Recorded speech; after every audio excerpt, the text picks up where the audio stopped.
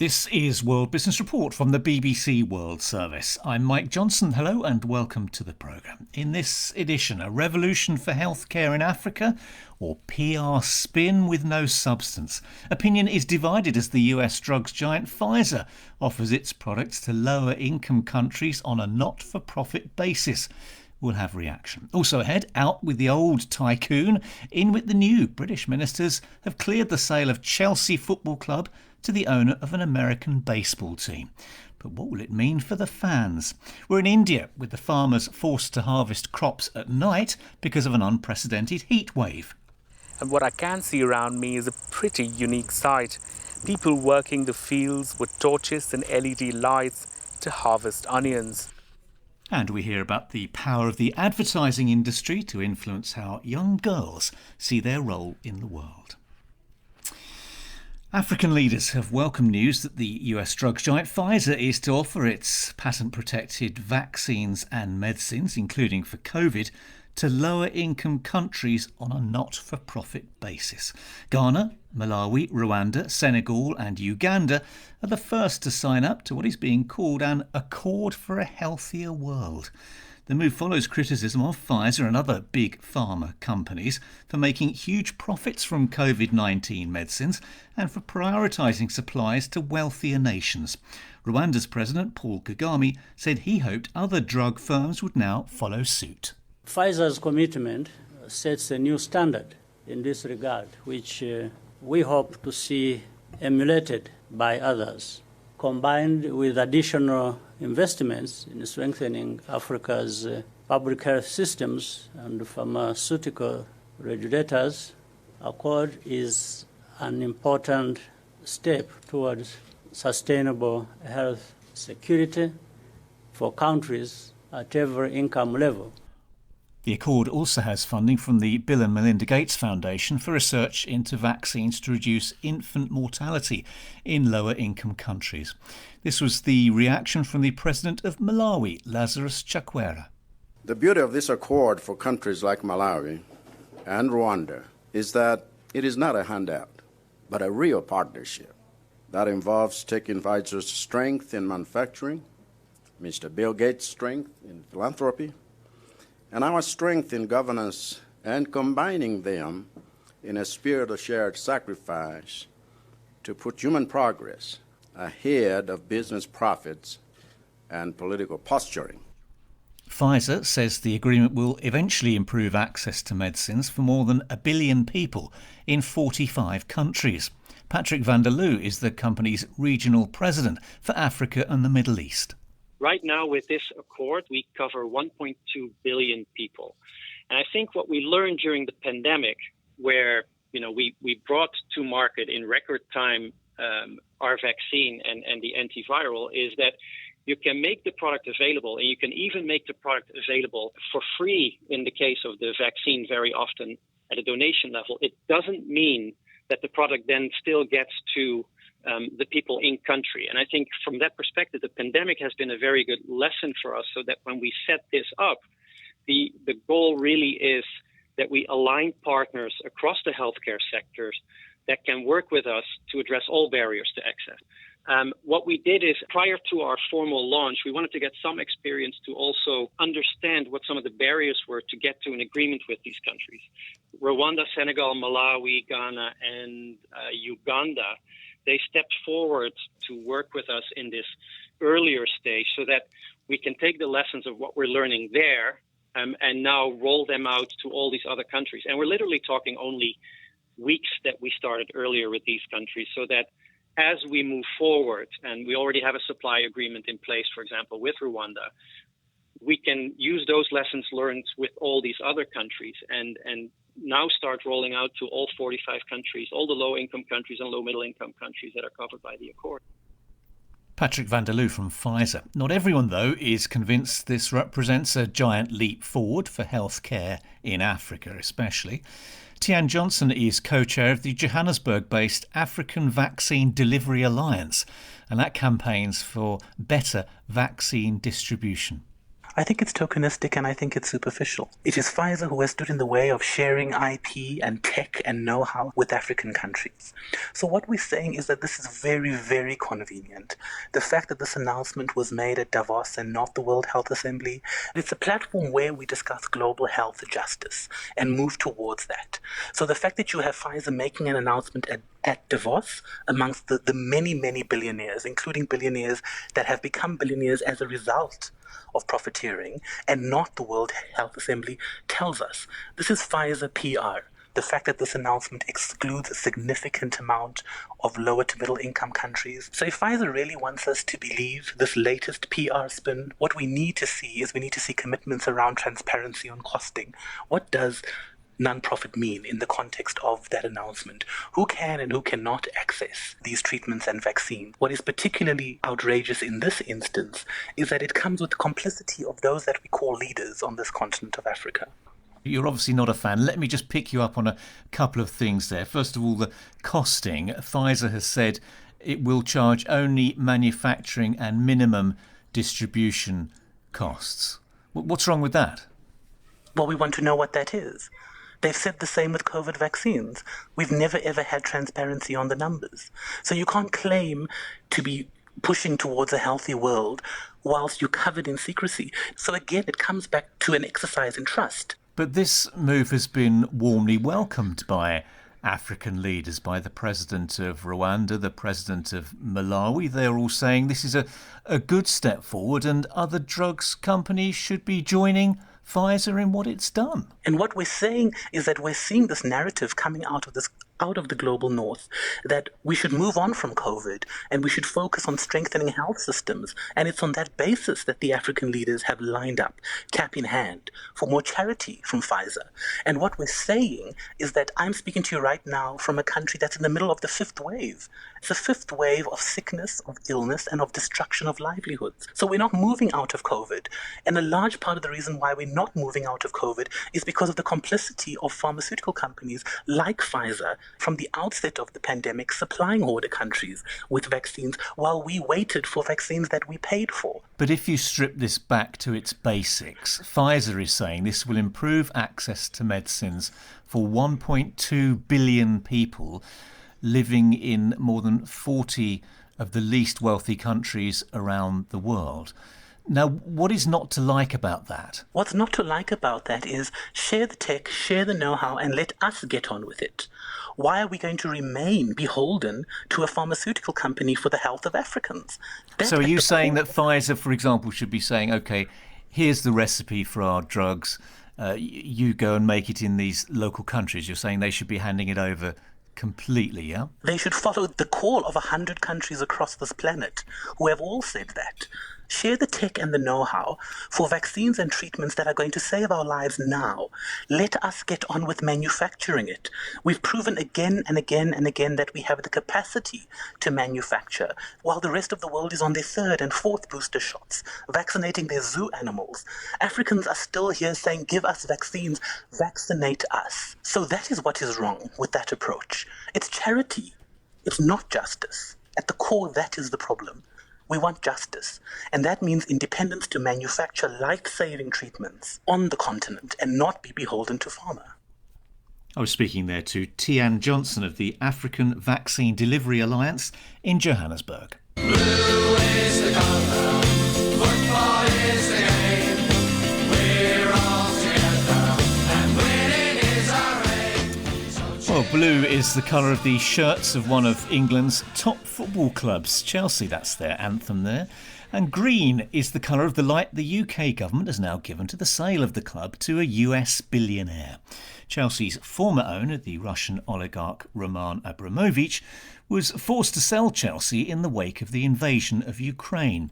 The new tycoon holding the purse strings will be Todd Boehly, co-owner of the Los Angeles Dodgers baseball team through his California private equity group Clear Lake Capital. Former Chelsea chief executive Peter Kenyon welcomed the news. I think what Chelsea have demonstrated over the years that they've built Chelsea up from 2003, where it was very mid-table and lower table, to being one of the top teams in Europe. And I think with the backers that are coming in, that's obviously going to continue. So this morning, I think everybody will be relieved and that it's back to business as usual for Chelsea, and that's great news for English football, I think. UK ministers had insisted on guarantees that money from the $5 billion deal would not go to Mr Abramovich, who they believe has close ties to President Putin. So where will it go instead? I asked Kieran Maguire, a football finance expert at the University of Liverpool. The proceeds of the sale from the bidders will be paid into a frozen bank account.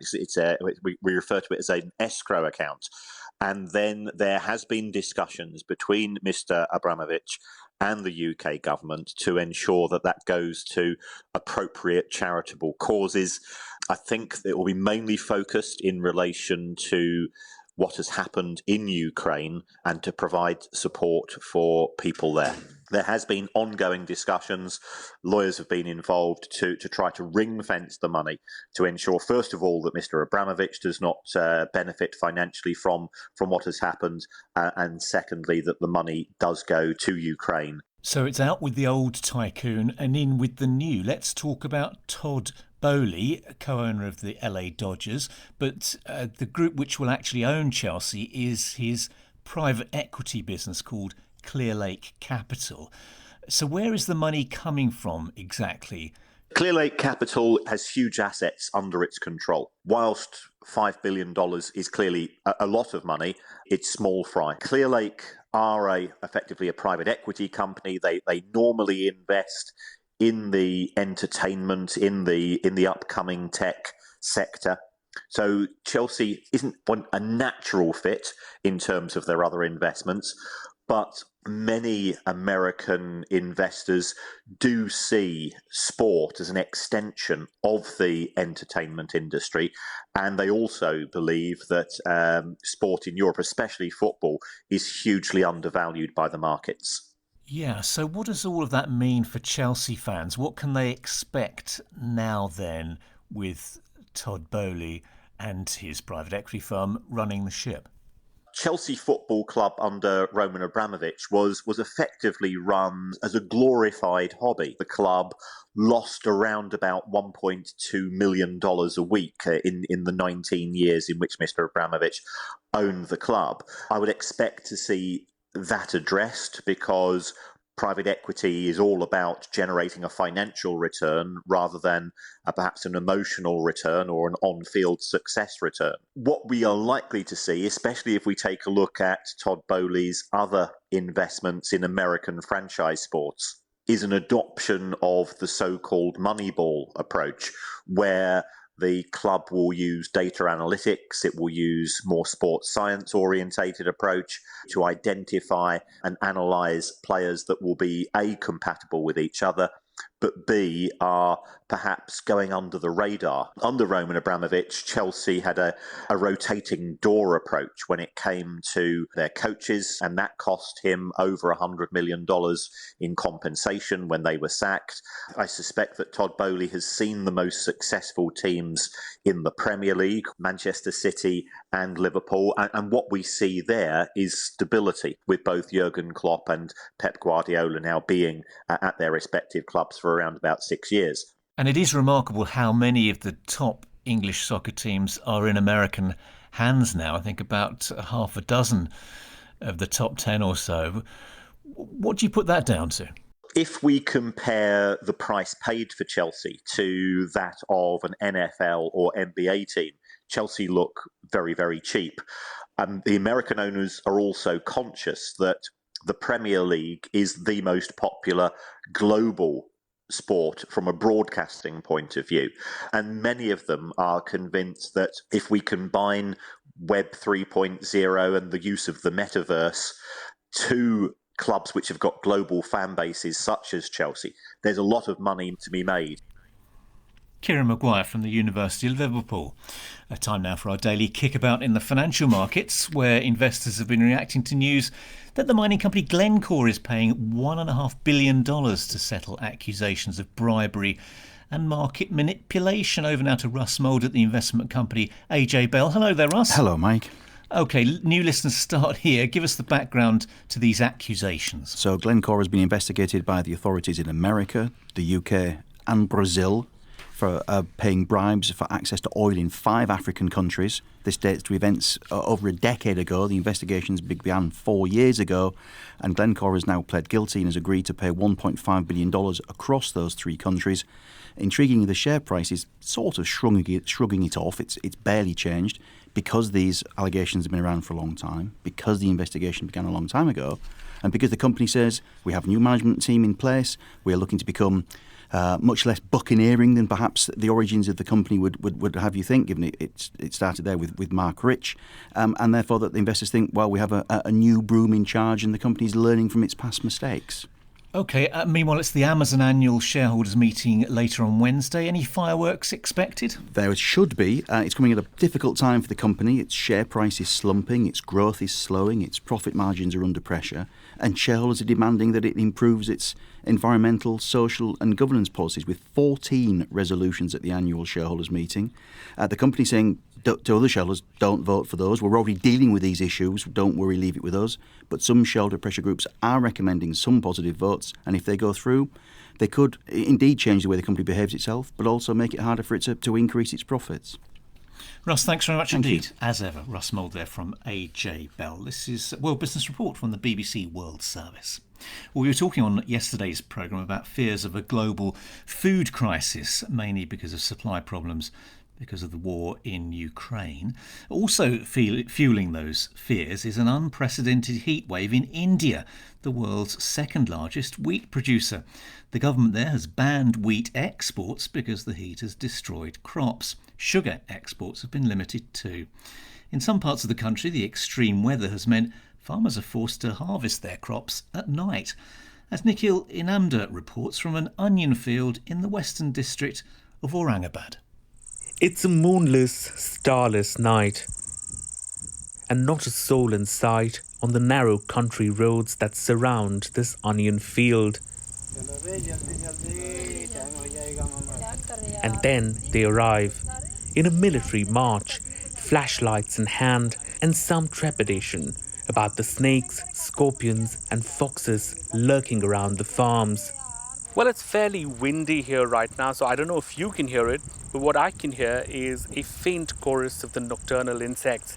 And what I can see around me is a pretty unique sight. People working the fields with torches and LED lights to harvest onions. Pradeep Gaikwad, who owns this field, says the oppressive heat waves have made it impossible to work normally during the day. It has become very difficult to get labor to come out in the mornings. Temperatures soared to 42 degrees this year, which we've never experienced before. The shift in working timings at this farm is a fairly new phenomena, the owner tells me, and it's a direct result of the changing weather patterns. In fact, just as we were driving to this farm in the morning, the temperatures were as high as 40 degrees. And this change in weather patterns is not just affecting when people can work, but also having far-reaching consequences on the country's agricultural productivity. In India's breadbasket state of Punjab, the heat wave has scorched the wheat crop. Amarjeet Singh, a wheat farmer, says his yields have halved this year. Production is down from 25 quintals last year to 12 to 13 quintals this year. I haven't even been able to cover my costs. The shortages caused by the heat have forced the government to reverse its earlier push for wheat exports, denying farmers an opportunity to capture the international market vacated by Russia and Ukraine.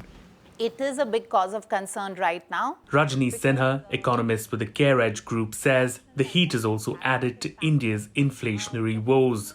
It's not just wheat. Even, if we look at other crops, other like core cereals, pulses, fruits, vegetables, a whole lot of other food items have got, impacted by this heat waves and poor weather condition. And unfortunately, all this is happening at a time when, we are already struggling with high food inflation. So definitely this is a big cause of concern. Back on Pradeep's farm, it's past 10 p.m, but the work carries on. Human-induced climate change will make heat waves 100 times more likely in this part of the world, the UK's Met Department has estimated. An ominous warning for a country where hundreds of millions depend on the land for survival. That's the BBC's Nikhil Inamda reporting. Now, we live in a world where girls, especially, are under intense pressure about how they look. They are constantly bombarded by images that have been curated, filtered and retouched, especially via social media and the advertising industry. Shalina Jan Mohammed is an author and advertising executive. Her latest book is designed to help girls aged 8 and above build confidence in their appearance and show them why what appears to be beautiful isn't as straightforward as it seems. She's been speaking to the BBC's Rabia Limbada with the help of a panel of young girls to hear their experiences of the images used to advertise products. Shalina is the vice president of the world's first bespoke global Islamic advertising agency. Shalina is also an author and has combined her expertise in her latest book. We live in a world where women are constantly pressured to look a particular way, to behave in a particular way, to speak in a particular way. And so it feels very competitive, it feels very constrained, it feels very oppressive. I think what I wanted to do with the book was just to break that myth apart and just say, the most revolutionary thing you can do is to be you, and there is no fixed idea of what it means to be a woman or a girl. Be Beautiful is aimed at girls 8 and over and wants to help them decode images and concepts of beauty and therefore build confidence. Hannah, Halima, Sophia, Hannah, Helen and Amatullah joined us on Zoom. We got together to talk about beauty and what it means to them. To me, beautiful is kind of like a picture of a perfect, something that's perfect, like a perfect thing or a perfect object that it's nice to look at. When you've made something or accomplished something and then you are looking back at it and you think that that's quite beautiful what you did. Isn't it really interesting that not one person mentioned how you look? Social media is obviously a massive part of this story. How many of you, I think I know the answer to this already, but how many of you are on social media? Oh, show of hands. How many of you have come across filters on social media? Oh, wow, that's interesting. So 4 hands up this side. Some filters do make you look different, like makeup-wise. They make your skin look smooth and you can change your look.